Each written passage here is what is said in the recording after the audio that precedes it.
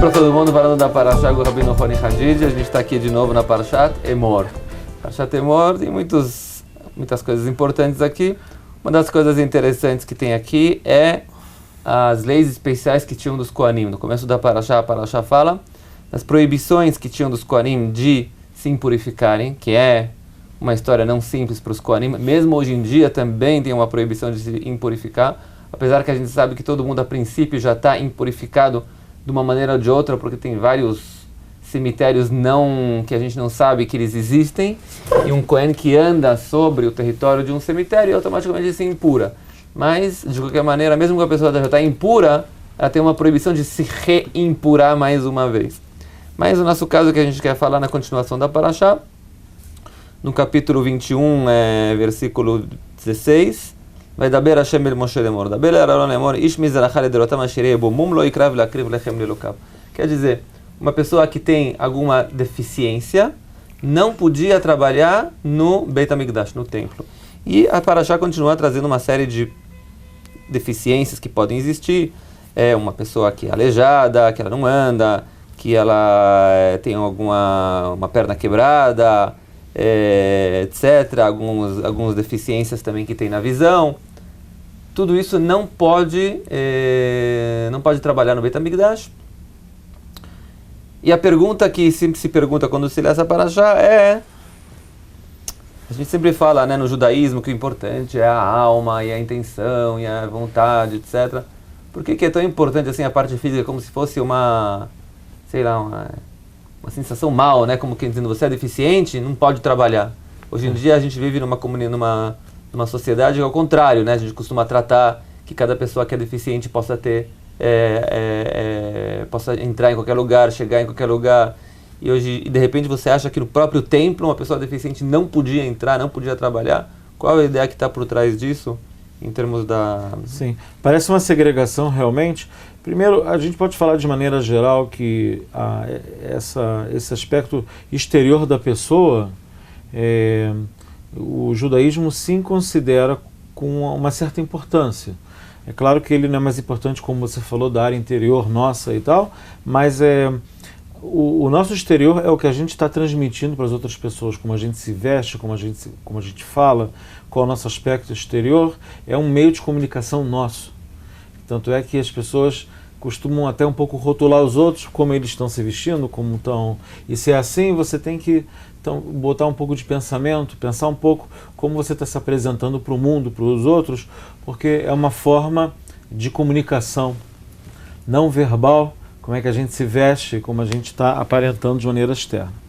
Então isso tem uma importância por si só. É claro que esse argumento em si, ele não é o suficiente para entender essa coisa grave que está falando aqui, que parece uma coisa de segregação, que um Kohen que está com a perna quebrada, ou ele tem um defeito de nascença, apesar que ele pode comer dos korbanot, dos sacrifícios do sacerdote, mas ele não pode chegar ao altar e fazer coisas que eram no Beit HaMikdash de maneira aberta, pública.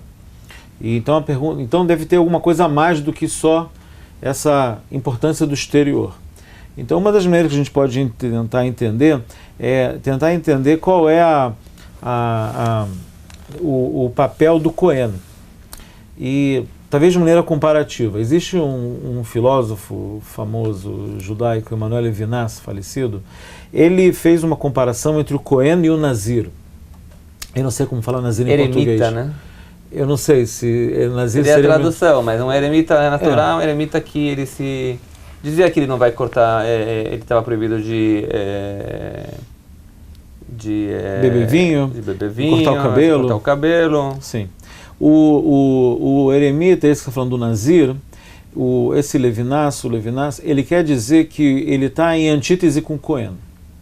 O Kohen é o cara com o cabelo batidinho, é o milico, é o militar. Ele representa o sistema, o establishment, o governo, a ordem das coisas. A roupa dele tem que estar certinha, ele tem que estar perfeito, ele tem que estar, como se fala, itsugit, representativo. Uhum. E o Nazir é o contrário disso. O Nazir é um cara com cabelo grande, como se fosse um hippie, e a Torá põe anexa a paraxá do Nazir, desse eremita, com a paraxá do adultério da mulher.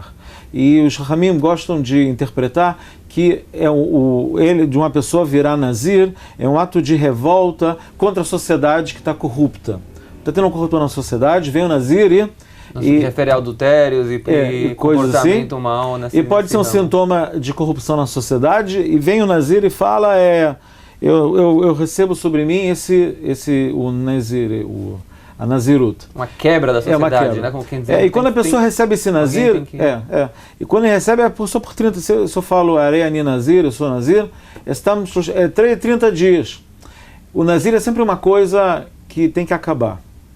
O Cohen é para a vida inteira.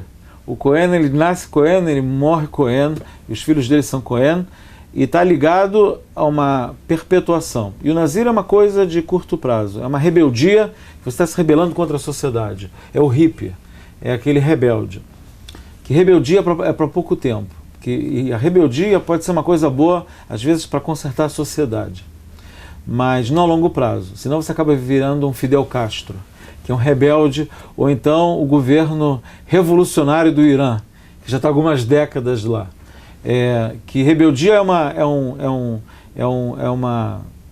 remédio para um choque anafilático, não é para coisa a longo prazo. A longo prazo é o Kohen Gadol, os Kohanim, que eles estão arrumados, eles estão certos. Quer dizer, a Torá vem, de certa maneira, mostrar para a gente que tem lugar para tudo. Também tem lugar para pessoa que tem deficiência, é claro que tem, mas cada um tem um papel a desempenhar.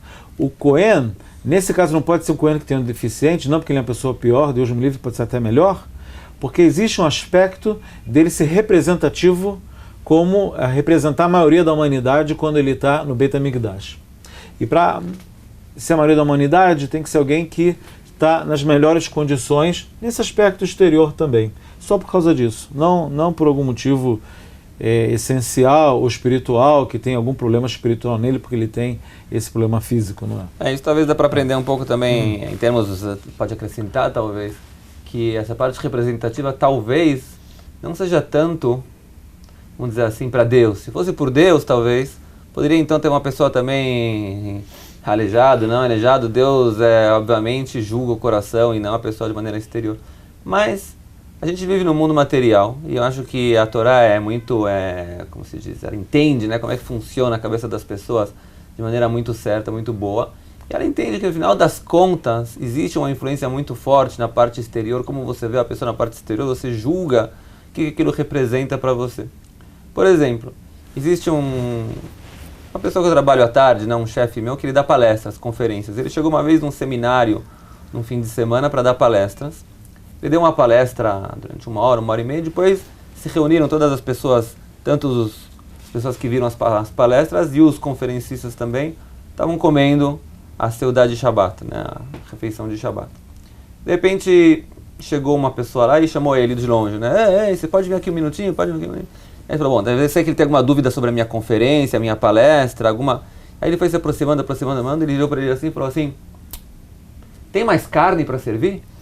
Quer dizer, ele pensou que ele era o garçom, né?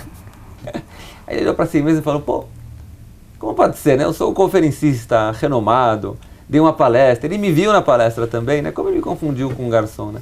Ele olhou assim e percebeu que ele estava sem gravata. Normalmente ele vai com gravata, ele estava sem a gravata. Aí ele falou, bom, tem que vencer os meus maus instintos, pediu carne, vou trazer carne. Ele trouxe carne para ele, serviu ele como garçom, foi embora. A primeira coisa que ele fez foi ir pro quarto e colocar a gravata de volta, né? Aí ele voltou com a gravata de longe, depois de uma meia hora ele viu o cara chamando ele de novo, né? Né? Ele chega aqui de novo e fala, será que eu esqueci mais alguma coisa ainda? Aí ele se aproximou dele e falou, sobre a tua palestra eu queria discutir um pouco sobre o que... Exatamente. Então ele falou, imagina você, né? Qual a única diferença que tinha entre o garçom e eu, o conferencista? Um pedaço de pano. Um pedaço de pano pendurado no pescoço. Sim. O que aquilo faz? Sim. Mas as pessoas julgam por isso. Esse pedaço de pano significa para as pessoas que representa uma coisa diferente. Eu acho que é importante, às vezes, também às vezes para rabinos também, que servem como rabinos, que servem como chefes de comunidades.